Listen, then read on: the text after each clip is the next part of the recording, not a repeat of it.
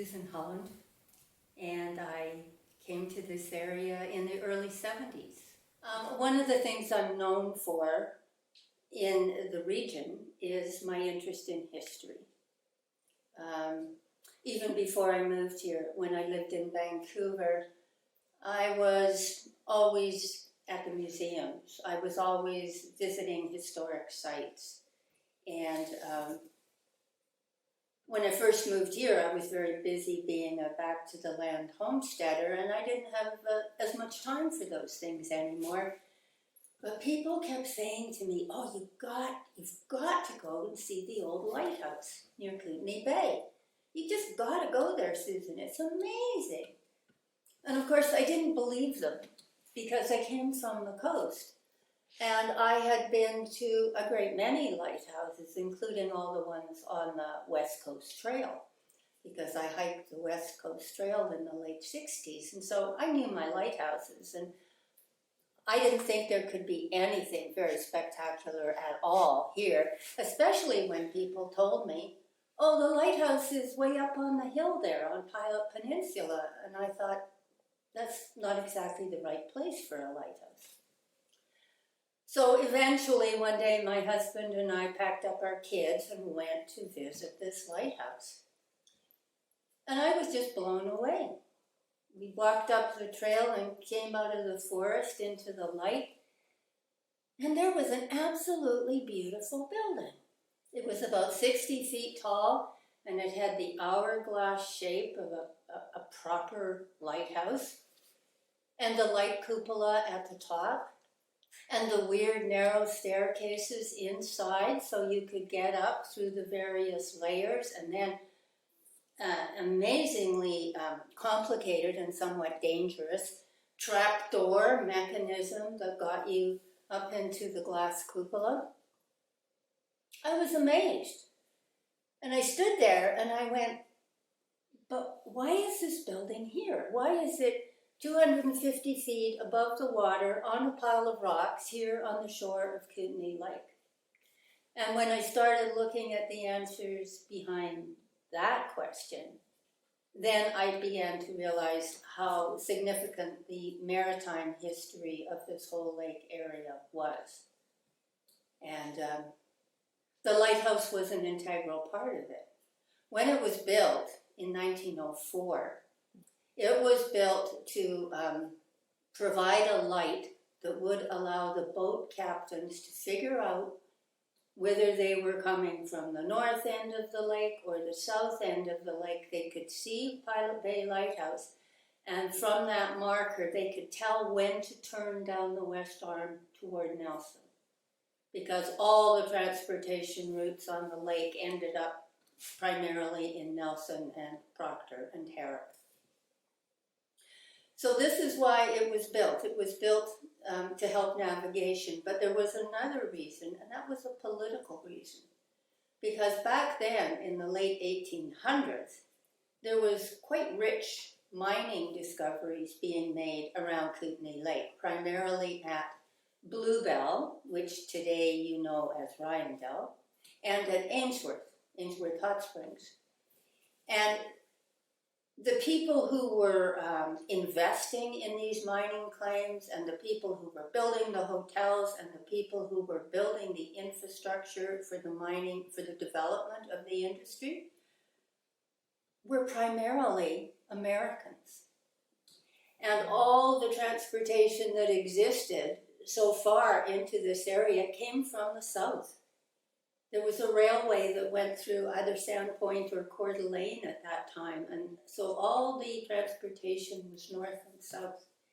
And the Canadian government was quite concerned that this part of British Columbia might actually end up being part of the United States. So one of the things the federal government started to do to claim domain over some of its territory was to put in navigational aids. I always knew I wanted to write about its history. But the day I decided to actually do it was a day I spent with one of the most amazing pioneers of this area, who has been dead for quite some long time, and that is Bill Fraser, William Fraser. He was involved. He lived very close to the lighthouse. His family was an early pioneering family. He knew all the history of the lighthouse. So whenever I wanted to know something about it, I'd go and have tea with Bill. And one day he said, "You should write a book. We need a book about the lighthouse." And I went, "Well, but who's to tell me what?"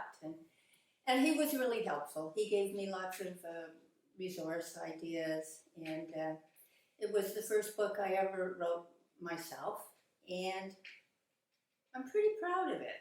I published it at a time when the lighthouse was not yet thoroughly secure. The building was sitting on a piece of federal land surrounded by a provincial park. And it took about 10 years to get the federal government to give up the piece of land underneath the lighthouse and give it to the government of BC so it could be protected. It's now part of Pilot Bay Provincial Park. So I was part of the political process that made that all happen, and I wrote the book, and I donated all the proceeds to the Friends of West Kootenay Parks, who were one of the leading groups to work on the campaign to save the lighthouse. And it was a fun campaign because it brought together people from all around Kootenay Lake. It wasn't just people going, "Oh, we got to save the lighthouse for Crawford Bay and Kootenay Bay as a tourism resource." There was people all up and down the lake, from boat captains and tugboat captains and people who build wharves and docks and things on the lake, and people who salvage logs, who used the waterway to make a living. They supported keeping the lighthouse there, and the sport fishermen, and of course all the chambers of commerce far and wide said, this is important. Heritage is an important thing. So the lighthouse was built in 1904, and it was a little bit built, just actually a little bit late, because in 1898 there had been a shipwreck on Kootenay Lake that actually was had one of the biggest losses of lives in the whole of North America. And back in that era, there were paddle wheelers operating on every single river from the Mississippi to Alaska. They were the form of transportation all over the Northwest because of our daunting terrain. The only way you can really get around, like the whole of BC is a bunch of parallel valleys running north and south, and they've all got lakes in them. And when you wanted to get from A to B, you often went up one lake, over a pass, and down the next one, kind of like driving to Vancouver still is today. So the lighthouse was built actually too late to save the 9 people who drowned during the wreck of the SS City of Ainsworth. But it was still built at a really important time because transportation was just beginning to be developed on Kootenay Lake. The first boat came up from the American side of the border in the early 1890s, but it took a while for larger boats to come onto the lake, and as soon as there was a perceived need for more transportation, of course, 2 different transportation companies started providing the services, and there was a little bit of competition, and this made the industry grow quite quickly. So within about 15 years, suddenly there was 8 or 9 significantly sized boats servicing areas around the shore of Kootenay Lake. And so the lighthouse was needed for that. But then after that, I went on to a second historical research project to do with the sinking of the SS City of Ainsworth. And that never did work that well. It was accident prone. Nobody much wanted to work on it. It had a dubious reputation for reliability. It only worked for 6 years on the lake before it sank, and actually it had sunk once before, but been brought up from the bottom. So the SS City of Ainsworth in its day was like the poor sister. It was never the boat you took your girlfriend on because it didn't have a decent dining room. It was more a working class boat. It was a bit of a joke, in fact, on the lake among the maritime community. But when that boat was rediscovered in the 1990s, it made news headlines all over the globe because it was the first ever found mostly intact 1890s version sternwheeler found at elevation in North America. Like this wasn't found sunken in a sandbar in the ocean somewhere at sea level. This was found way up in the mountains of BC. So the boat that was once a joke became more famous than it had ever been before when it was found 99 years after it sank. And I love that. People traveled by boat for a long time in this area because it was simpler. Although you were at the mercy of the shipping companies and when they decided to service your particular port. In Crawford Bay, for example, there were boats twice a week for quite a long time, and then suddenly the market for minerals got a bit depressed. There was fewer boats doing the servicing, and all of a sudden people from Crawford Bay had to walk to Grey Creek to get a boat, or walk on one of the trails over the peninsula to get to Pilot Bay to get a boat. And that just made your trip to town a lot longer. A visit to Pilot Bay Lighthouse is a really good thing to do if you're planning on visiting Kootenay Lake because it's part of a bigger story.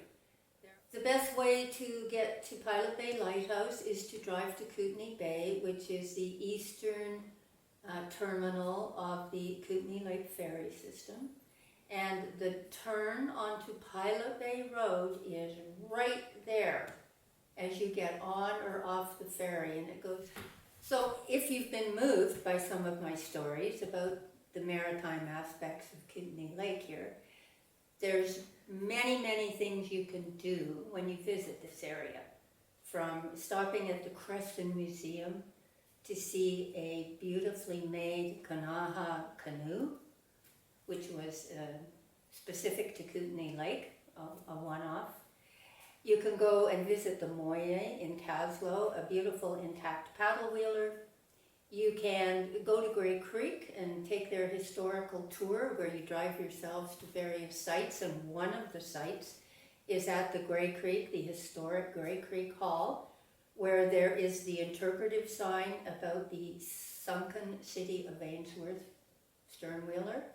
And when you're there, you can stand on the beach and look across the bay and know that that boat is right there, right out in front of your eyes, but at 350 feet below the surface, so you're not going to see it. I've always been interested in not so much the future as the past.